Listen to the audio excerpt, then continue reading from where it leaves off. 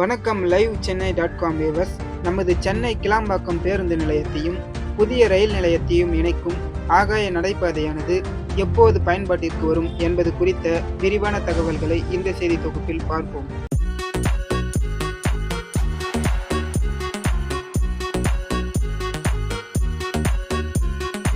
சென்னை கிளாம்பாக்கம் ஆகாய நடைபாதை மற்றும் புதிய ரயில் நிலையம் 2026 மார்ச் மாத இறுதியில் முழுமையாக பயன்பாட்டிற்கு வரும் என்று எதிர்பார்க்கப்படுகிறது.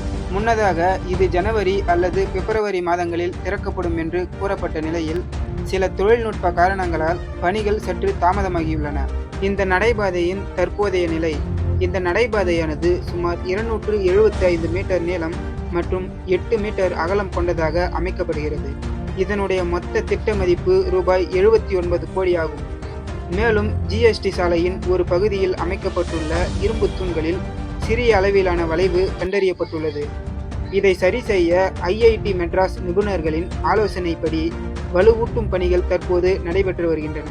பயணிகளின் வசதிக்காக இரு முனைகளிலும் 6 நகரும் படிக்கட்டுகள் மற்றும் 4 மின் தூக்கிகள் அமைக்கப்படுகின்றன. இது முதியவர்களுக்கும் மற்றும் மாற்றுத்திறனாளிகளுக்கும் பெரிதும் உதவியாக இருக்கும். மேலும் நடைபாதை பணிகள் முடிந்த பின்னரே ரயில் நிலையத்தை திறக்க அதிகாரிகள் திட்டமிட்டுள்ளனர்.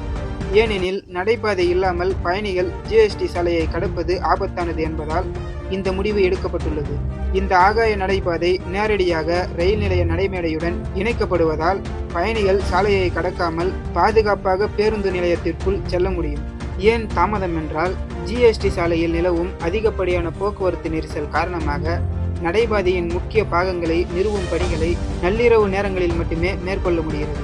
இந்த காரணத்தால் கட்டுமான பணிகள் முடிவடைய கூடுதல் காலம் எடுப்பதற்கு முக்கிய காரணமாக அமைகிறது. மேலும் மார்ச் மாத இறுதிக்குள் இந்த பணிகள் முடிந்துவிட்டால் கோடை விடுமுறை மற்றும் விசேஷ காலங்களில் தென் மாவட்டங்களுக்கு செல்லும் பயணிகளுக்கு இது மிகப்பெரிய வரப்பிரசாதமாக அமையும் என்று எதிர்பார்க்கப்படுகிறது.